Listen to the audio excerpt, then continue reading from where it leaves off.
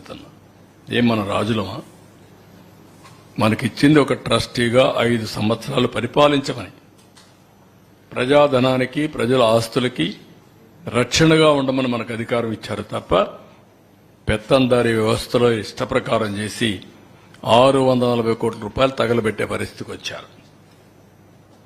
ఇంకా కలర్స్ అయితే చాలా ఉన్నాయి, అవి కూడా పెట్టాల్సింది ఇప్పుడు కాదు, నెక్స్ట్ టైం అవన్నీ వస్తాయి. నెక్స్ట్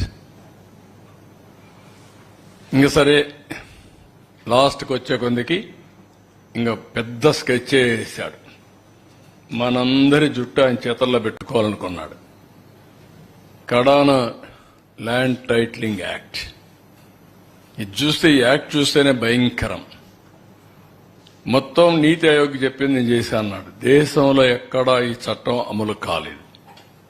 ప్రజల ఆస్తులందరూ కూడా భయపడిపోయే పరిస్థితికి వచ్చారు.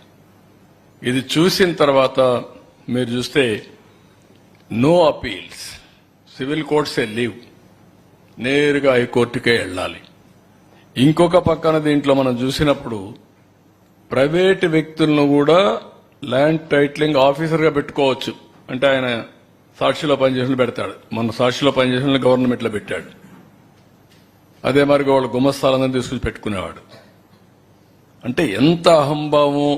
అందుకే ఈ యాక్ట్ని ఫస్ట్ క్యాబినెట్లోనే తీసుకొచ్చాం, రద్దుకు రికమెండ్ చేశాం, దాన్ని రద్దు చేస్తున్నాం.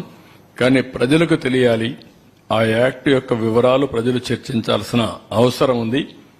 అందులో ఉండే దురుద్దేశాలని అర్థం చేసుకోవాలని చెప్పి నేను కోరుతున్నా. నెక్స్ట్,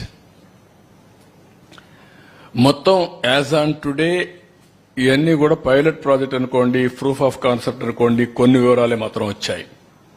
ఈ వివరాలన్నీ మీరు చూస్తే విశాఖపట్నంలో 40,000 ఎకరాలు, 40,000 కోట్లు మేము ఆ రోజు చెప్పింది అంత ఉంటుంది.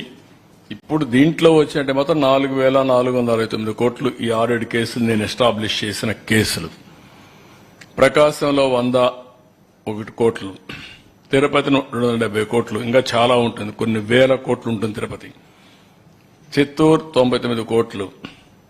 Excessive rate for house sites కి ఇచ్చింది 6-7 వేల కోట్లు. మా వాళ్ళు ఇప్పుడు వచ్చింది మాత్రం 2,850 కోట్లు. అదే మరి ఆఫీస్కి ఇచ్చింది 300 కోట్లు. ల్యాండ్ ఇన్ఎలిజిబుల్, అర్హులు కాని వారికి ఇచ్చిన ల్యాండ్ 1,300 కోట్లు. Fresh hold rights, assignment lands ని ఫ్రెష్ హోల్డ్ గా మార్చింది 14,830 కోట్లు. డాటెడ్ ల్యాండ్స్ ఇవన్నీ కూడా ఇల్లీగలీ ఫ్రీ హోల్డ్ చేసింది 6,189 కోట్లు. ఇంకొక పక్కన పట్టా మేడ్ ఇల్లీగలీ ఫ్రెష్ హోల్డ్ చేసింది ఇది 102 కోట్లు. ఇదేమిది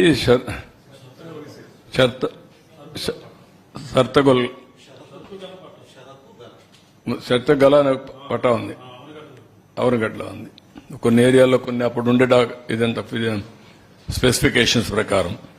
సర్వీస్ ఇనామ్ మేడ్ ఇల్లీగల్ ఫ్రీ హోల్డ్ చేసి 4,105. అంటే చట్టాలు చేశారు, చట్టాలు లేవు, అది గవర్నమెంట్కి రావాలి. వీళ్ళు ఆ చట్టం ప్రకారం ఎగ్జామ్షన్స్ కూడా ఇచ్చేశారు.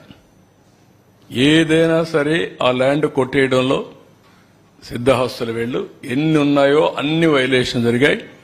ఇది నేను ఒకటే ప్రజలందరికీ విజ్ఞప్తి చేస్తున్నా, ఇంకా మీ భూములు ఒకసారి చెక్ చేసుకోండి. ఎవరైనా మీ భూమి కబ్జా చేసి ఉంటే 22A మార్చి కానీ, ల్యాండ్ టైటిలింగ్ ఇది కానీ, బలవంతంగా లాక్కున్నా, ఏది చేసినా మీరు కంప్లైంట్ ఇవ్వండి, నేరుగా అప్రోచ్ అవ్వండి.